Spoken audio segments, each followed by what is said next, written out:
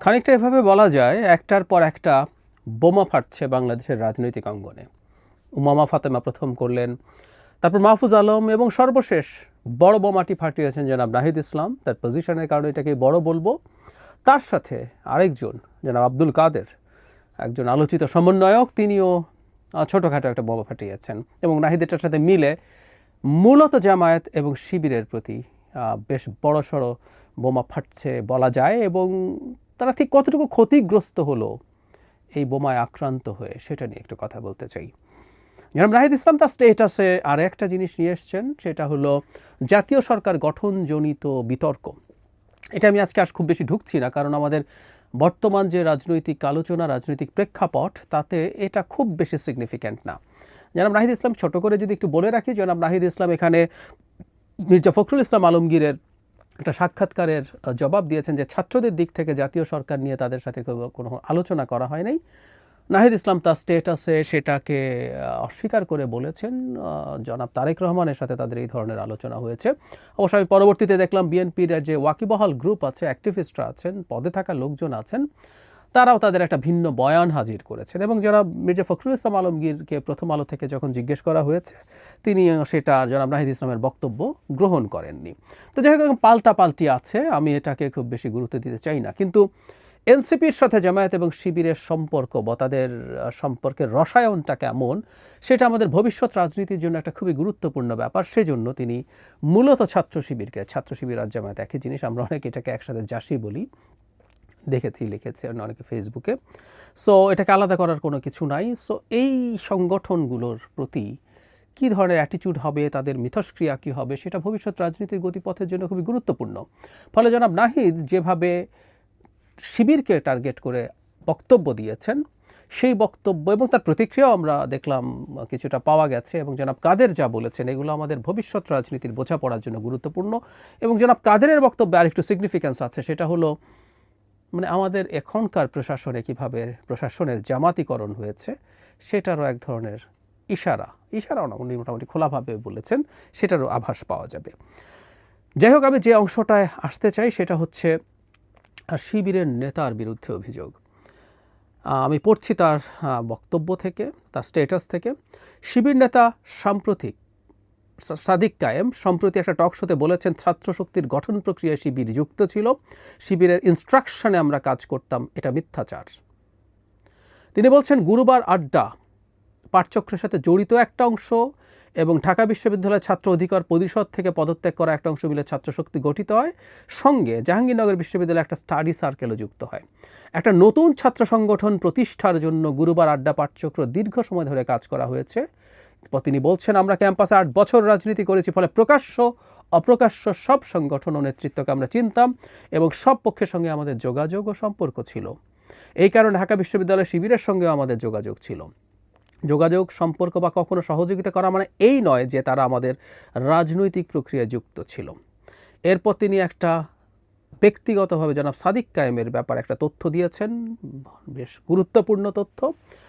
তিনি বলছেন, সাদিক কায়েম বৈষম্য বিরোধী ছাত্র আন্দোলনের কোনো সমন্বয়ক ছিলেন না, কিন্তু 5 আগস্ট থেকে এই পরিচয় ব্যবহার করছেন সাদিক কায়েম। ইন্টারেস্টিং। সাদিক কায়েম হঠাৎ করে শিবির বলেও পরিচয় দিয়েছিলেন, যিনি একসময় ছাত্রলীগের সাথে যুক্ত ছিলেন। তার নানান ছবি, তার অ্যাক্টিভিজমের মিছিলের ছবি, ভিডিও পাওয়া যায়, শেখ মুজিবুর রহমানের সাথে তার ছবি পাওয়া যায়। যাই হোক, তিনি বলছেন, অভ্যুত্থানে ছাত্র শিবিরের গুরুত্বপূর্ণ ভূমিকার কারণে সাদিক কায়েমকে সংবাদ সম্মেলনে বসার ব্যবস্থা করা হয়। কিন্তু সাদিক কায়েমরা অভ্যুত্থান পরবর্তী সময়ে ঢালাও প্রচার করেছেন যে অভ্যুত্থানে ঢাকা বিশ্ববিদ্যালয় শাখা শিবিরই নেতৃত্ব দিয়েছে। তখন আমরা শুধু পোস্টার ছিলাম। অভ্যুত্থানে শিবিরের ভূমিকা কেউ অস্বীকার করেনি, কিন্তু এই অভ্যুত্থান শিবিরের একক নয়, শিবিরের ইনস্ট্রাকশন এবং ডিক্লারেশনেও হয়নি। আমরা সব পক্ষের সঙ্গে যোগাযোগ করে সিদ্ধান্ত নিতাম। সাদিক কায়েম প্রথম আলোর সাথে কথা বলেছেন, দিস ইজ ভেরি ইম্পর্ট্যান্ট। তিনি বলছেন, জুলাই গণ অভ্যুত্থানের শুরু থেকে শেষ পর্যন্ত নীতি নির্ধারণ, মাঠ পর্যায়ে সমন্বয় সহ বিভিন্ন বিষয়ের সঙ্গে যুক্ত ছিলাম। বিভিন্ন সিদ্ধান্ত নেওয়ার ক্ষেত্রে মাহফুজ আলম, নাহিদ ইসলাম ও আসিফ মাহমুদের সঙ্গে আমাদের আলাপ হতো। সমন্বয় তালিকা যখন তৈরি করা হয় তখন সেটা নিয়ে মাহফুজের সঙ্গে আমার দীর্ঘ আলাপ হয়। এরপর 19 জুলাই থেকে 1 আগস্ট পর্যন্ত প্রথম সারির সমন্বয়কদের অনুপস্থিতিতে কর্মসূচি প্রণয়ন, তা গণমাধ্যমে পৌঁছানো, সমন্বয়কদের সেফ হোমে রাখার ব্যবস্থা করার চেষ্টা করেছি। সাদিক কায়েম দাবি করেন সেই সময় সম্ভাব্য সব অংশীজন গণমাধ্যমে বিভিন্ন পর্যায়ে তিনি যোগাযোগ রেখেছিলেন। তার মতে নাহিদ ইসলাম এসব কথা বলে নিজের ক্ষতি করছেন। এখানেও সাদিক কায়েম নিজকে আসলে অনেক কিছু হিসাবে জাহির করার চেষ্টা করেছেন। আমরা খেয়াল করছি সত্যিকার অর্থেই যে শিবির এখানে এই মুভমেন্টের প্রধানতম শক্তি এবং প্রধান কৃতিত্ব নেওয়ার চেষ্টা করছে, মানে তারাই মাস্টার মাইন্ড। এই ধরনের একটা টেন্ডেন্সি তাদের মধ্যে ইদানিং দেখা যাচ্ছে। এখানে নাহিদ ইসলামের স্টেটাসে আরও কিছু ইস্যু আছে, আমি সেগুলো নিয়ে আলাদা একটা ভিডিও করতে পারি। সেটা হচ্ছে যে সামরিক শাসন জারির চেষ্টা ছিল, এই ধরনের একটা অভিযোগ তার এখানে এসছে, সেটা একটা ডিফারেন্ট আলোচনা। আমি একসাথে কথা বলবো। তার আগে জনাব কাদের কি বলেছেন সেটা নিয়ে আমি একটু কথা বলতে চাই। জনাব কাদের একই রকমভাবে তার একটা স্টেটাসে এই ইস্যুটা নিয়ে এসছেন। যেহেতু জনাব সাদিক কায়েমকে নিয়ে আলাপ হচ্ছে, তিনি বলছেন এরকম, বেসিকটা এরকম, সেটা হচ্ছে এই বাক্যটা যদি পড়ি, অভ্যুত্থানে তাদের অবদান ত্যাগ অনুযায়ী হিস্সা বুঝে পেতে চেয়েছেন, সব সমস্যার মূলে হচ্ছে যথাযথ হিস্সা না পাওয়া, মানে কাদের কোটান কোট করে এই কথাটা লিখছেন। এখানে ইন্টারেস্টিং যে জায়গাটার কথা বলছিলাম সেটা হলো, অভ্যুত্থান পরবর্তীতে জামাত শিবিরের পক্ষ থেকে ঢাবি শিবিরের একজন সাবেক সভাপতি এবং এক শিবির নেতার বউ মূলত হিস্সার বিষয়টা ডিল করতেন। মানে হিস্সাটা কি, সচিবালয় থেকে মন্ত্রণালয়, আমলাতন্ত্রের সব জায়গায় নিজেদের মতাদর্শী লোকজন বসানোর ক্ষেত্রে লিয়াজও করেছেন এই দুই ব্যক্তি। তারপর বলছেন শুরুতে ভালো ছিল, ঝামেলা হয়, তারপরে তারা বিভিন্ন জায়গায় নাহিদ এবং আসিফের নাম ভাঙিয়ে তারা বিভিন্ন তদবির করতেন, বদলি করতেন, ইত্যাদি ইত্যাদি। তারপর এটা জানার পর নাহিদ আসিফ এটা গ্রহণ করেননি, বিরক্ত হয়েছেন। তারা চিঠি দিয়ে বলে দিয়েছেন যে নাম ভাঙিয়ে যাতে তাদের নাম ভাঙিয়ে যাতে এরকম কিছু না হয়। তার মানেটা হচ্ছে প্রশাসনের জামায়াতিকরণ হয়েছে ওই সময়, এবং এই জিনিসগুলো করতে করতে সেই একটা পরিস্থিতি তৈরি হয়েছিল। যতদূর জানা যায় ওইটা ওই সময় ওনারা বন্ধ হলেও এটা এখনও থামেনি, এটা চলছে। যাই হোক, এরপর যখন বন্ধ করে দেয়া হয়েছে তখন সাদিক কায়েম এক রাতে তাকে ফোন করেছেন, কাদের বলছেন তার সাথে দেখা করতে চান, এবং শেষে কথা হয়। এবং আবার ওই জায়গাটা পড়ি, ক্রেডিট ক্লেমিং। উনি বলছেন তারা কি না করেছে, অভ্যুত্থানে এত এত অবদান ত্যাগ, তারপরে তাদের প্রতি যখন এখন ইনজাস্টিস করা হচ্ছে, মাহফুজ, নাহিদ, আসিফরা এখন তাদের কথা শুনছেন না, তাদের বিট্রে করছেন। মাহফুজরা কথা রাখে নাই, তাদের মতো করে সব জামাত শিবিরকে প্রশাসনে, পুলিশে বা বিভিন্ন পদে নিয়ে না গেলে, বা বাইরে অন্যান্য জায়গায় ভিসি বিভিন্ন জায়গায় গুরুত্বপূর্ণ পদগুলোতে ডাক্তারদের ক্ষেত্রেও না হলে বিট্রেড হচ্ছে। তারা সব তাদের লোক দিতে চান, যেহেতু নাহিদ আসিফ তাদের নাম ভাঙিয়ে এসব করতে বারণ করেছিলেন। এই হচ্ছে মোটামুটি অবস্থা, ক্রেডিট ক্লেম।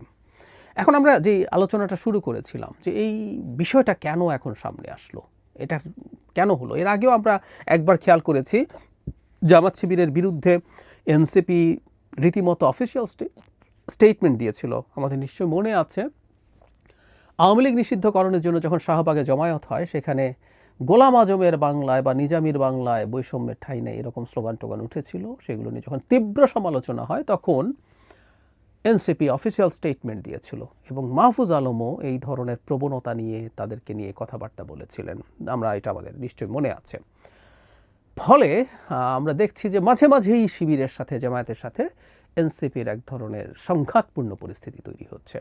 এখন কেউ বলতে পারেন যে এটার জন্য এই মুহূর্তে যেহেতু এনসিপি খানিকটা চাপের মধ্যে আছে, চাপ হচ্ছে এই অর্থে যে বৈষম্য বিরোধী ছাত্র আন্দোলনের যে নেতা গুলশানে চাঁদাবাজিতে ধরা পড়েছেন, তার সাথে নাহিদ ইসলামের কিছু ছবি দেখা গেছে, এবং এই দাবি করা হয়েছে যে তার ছত্রছায়ায় এই চাঁদাবাজির ঘটনা ঘটেছে।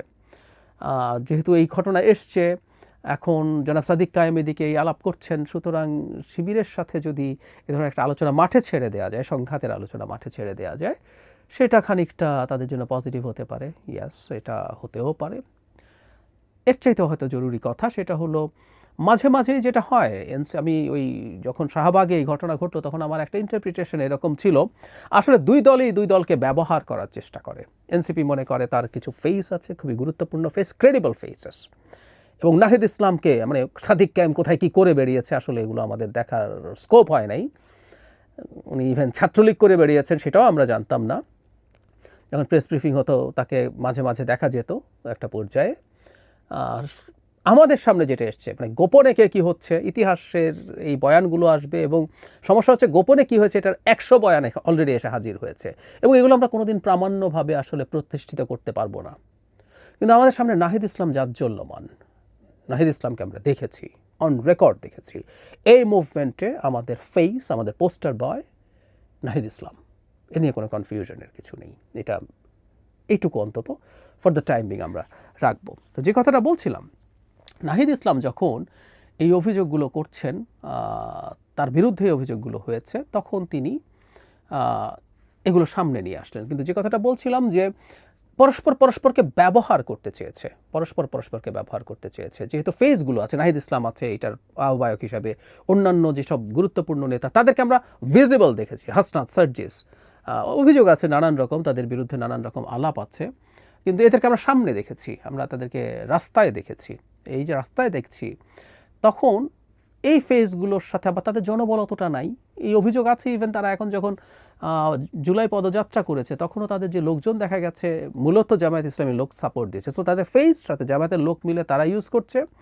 আবার জামায়াত মনে করছে এই ফেসকে সামনে রেখে তারা পেছনে এসে তারা কিছু অর্জন করতে চায়। তো দুই পক্ষকে, কারণ যেসব জায়গায় তাদের ফেস নেওয়া সহজ হবে না সেখানে তাদেরকে সামনে রেখে জামায়াত পেছনে থাকতে চায়। আওয়ামী লীগ নিষিদ্ধকরণের ক্ষেত্রে জামায়াত এই চেষ্টা করেছে। আওয়ামী লীগ নিষিদ্ধকরণের ক্ষেত্রে সবচেয়ে বড় লাভ জামাতের হয়েছে, কারণ এই মুহূর্তে বিএনপি ছাড়া পরবর্তী বড় দলই জামাত। জামাত নির্বাচনে না গেলে যদি আওয়ামী লীগ থাকতো মাঠে, নির্বাচনে যেত, জামাতের আবার এত পাত্তা থাকতো না তখন। তো যাই হোক, এটা করতে গিয়ে যেটা দাঁড়ায়, তাদের যখন এই একত্র হওয়ার প্রবণতা বাড়ে তখন আবার জামাতের সাথে অনেক সম্পর্ক হয়ে গেছে, শিবিরের সাথে অনেক সম্পর্ক হয়ে গেছে। এটা এনসিপির ব্র্যান্ডিংকে খানিকটা হলেও ক্ষতিগ্রস্ত করে। তারা মধ্যপন্থী দল। শুধু তাই না, জামায়াতের ক্ষেত্রে ইন্টারন্যাশনাল কমিউনিটির একটা অংশের আপত্তি আছে। দেশের ভেতরেও জামায়াতে ইসলামীর রাজনীতি পছন্দ করেন না খুবই উল্লেখযোগ্য সংখ্যক মানুষ, বিশেষ করে যারা মধ্যপন্থী, যারা লিবারেল, তারা জামায়াতের মতো রাজনৈতিক দল শক্তিশালী হয়ে উঠুক এটা রাজনৈতিকভাবেই চান না। জামায়াতের রাজনীতির অধিকারের প্রতি তাদের স্বীকৃতি থাকার পরও তারা সেভাবে চান না। সো জামায়াতের সাথে এই ধরনের একটা সংঘাতময় পরিস্থিতি যদি দেখানো যায়, সেটা তাদের এক ধরনের সুবিধা দিতে পারে যে না, তারা তো আসলে তাদের মধ্যপন্থা ঠিক রেখেছেন, সম্ভাবনা আছে। কিন্তু যে কথাটা বলছিলাম শুরুর দিকে, যে সামনের রাজনীতির মেরুকরণের ক্ষেত্রে এই ব্যাপারটা খুবই গুরুত্বপূর্ণ হয়ে উঠতে পারে। কেউ বলেন যে তারা এই কোনো রকম একটা পাতানো খেলা খেলছেন, হুট করে এটা বলে ফেলছেন, তারপর আবার ওটা করে ফেলবেন। এটা যদি হয়েও থাকে, কেউ বলেন যে আগেও একবার হয়েছে, তারপরেও আবার তাদের খাতির দেখা গেছে। কিন্তু যদি হয়েও থাকে, নাহিদ ইসলাম যেভাবে অফিসিয়ালি একটা তার স্ট্যাটাস দিয়েছেন, যেটা নিয়ে নিউজ হয়েছে, এই জায়গা থেকে তো আসলে আর ফিরে আসা যাবে না। মানে উনি এখন কি বলবেন যে শিবির সম্পর্কে তিনি যা বলেছেন এটা মিথ্যাচার? তার পক্ষে কি বলা সম্ভব? বরং তার বয়ানে এই ন্যারেটিভটা ভেঙে যাওয়ার পরিস্থিতি তৈরি হয়েছে। আমি মনে করি এটাই এটা সবচেয়ে বড় সিগনিফিক্যান্স। শিবিরকে কেন্দ্র করে, শিবিরকে অনেক কিছু না মানে প্রধান কিছু বানিয়ে ফেলার একটা চেষ্টা কোনো মহল থেকে হয়েছে। সাদিক কায়েমকে প্রমোট করার চেষ্টা আমরা দেখেছি, কিন্তু আসলে কেউ একজন গোপনে কি করে বেরিয়েছে, সেটা কেউ দু চারজন মিলে সেটাকে আপহোল্ড করে এই অভ্যুত্থানের মানে প্রধান এজেন্সি দিয়ে দেওয়া নিয়ে ভীষণ আপত্তি আমরা করব। আমরা অবশ্যই প্রত্যেককে তার প্রাপ্য অধিকার দিতে চাই, কৃতিত্ব দিতে চাই। জামায়াত শিবির এই মুভমেন্টে ছিল, তারা সেই প্রশংসা পাওয়ার, সেই কৃতিত্ব পাওয়ার, কিন্তু তারাই প্রধানতম চরিত্র। এই ডিজাস্টারটা, এই মিথটা ভেঙে দিয়েছেন জনাব নাহিদ ইসলাম। সেই কারণেই তার এই বক্তব্য খুবই সিগনিফিক্যান্ট হয়ে থাকবে। যেমন সাদিক কায়েম সমন্বয়ক ছিলেন না, এটা আমারও জানা ছিল না। তাকে যেহেতু ওই টেবিলে বসতে দেখতাম, আমি ভেবেছি তিনি সমন্বয়ক, অথচ সমন্বয়ক বলছেন 5 আগস্টের পর থেকে এই আলাপ করছেন। আবার এই যে ক্রেডিট ক্লেমিংয়ের ব্যাপারটা, জনাব কাদের তার স্টেটাসে বলছেন যে সাদিক কায়েম তাকে ডেকে তিনি হিস্সা পাচ্ছেন না মানে তিনি জামাতের লোক ঢোকাতে পারছেন না। আর নাহিদ আসিফ, মাহফুজরাও ভুলে গেছে, মানে তারা এখন আর তাদের তদবির শুনে জামাতিদেরকে দিয়ে ভরিয়ে ফেলছে না প্রশাসন বা অন্যান্য জায়গা, শিক্ষা প্রতিষ্ঠানগুলো। এটা তাদের খারাপ লাগছে। সুতরাং বাংলাদেশের 5 আগস্ট পরবর্তী সময়ে ক্রেডিট ক্লেমিংয়ের যে রাজনীতি সোকল্ড, আমরা বললি যে শুরু থেকে এটাই ক্ষতি করেছে। ইনফ্যাক্ট এটার পার্টি ছাত্র যারা নন শিবির তারাও আছেন, প্রধান উপদেষ্টা শুরু করেছেন, তারাও একই ধরনের ইঙ্গিত, তারা একই ধরনের আলাপ করা শুরু করছেন। তারা প্রতিপক্ষকে ঘায়েল করার জন্য নিজেদেরকে প্রধান না একমাত্র হিসাবে দেখানোর চেষ্টা করেছেন। এই সবগুলো হয়েছে। এখন ছাত্র শিবিরের দিক থেকে তো এটা সিরিয়াস পর্যায়ে চলে গেছে। এই মিথগুলো ডিবাঙ্কড হতে শুরু করেছে। এই আলাপগুলো চলুক, খানিকটা ঝগড়াঝাটিও এই অর্থে মন্দ না, কারণ এগুলো আমাদের সামনে এইসব সত্য সামনে নিয়ে আসছে। জনগণের কাছে তথ্য থাকুক, তারা নিজেদের মতো করে সিদ্ধান্ত নিক। বিশেষ করে সেই আমাদের সামনে এই প্রশ্ন হাজির হয়েছে, সাদিক কায়েম আমাদের কাছে বিশ্বাসযোগ্য নাকি নাহিদ ইসলাম বিশ্বাসযোগ্য? একটা মানুষ যিনি পরিচয় লুকিয়ে ছাত্রলীগ করেছেন, তারপর এখন এসে শিবির ঘোষণা করছেন। কেউ কেউ বলেন শিবির ঘোষণা করলে তো মেরে ফেলতো। শিবির ঘোষণা করতে হবে কেন? একেবারে শিবির ছাড়া কি না মানে সাধারণ ছাত্র আর কেউ থাকেনি? একেবারে দলে যেতে হবে? সেটা তো হয়নি, এর বাইরেও লোকজন ছিল। আর ছাত্রদল তো তার নাম পরিচয় দিয়ে রাজনীতি করেছে, মারের পর মার খেয়েছে। তো সেই সাদিক কায়েমকে জনগণ বিশ্বাস করবে, নাকি একজন নাহিদ ইসলাম যিনি দুর্দান্ত সাহস নিয়ে জনগণের সামনে এসে দাঁড়িয়েছেন, মার খেয়ে জখম হয়ে যাওয়ার পরও লড়াই থেকে সরে যাননি, সেই নাহিদের কথা বিশ্বাস করবে? সময়ই সেটা বলে দেবে।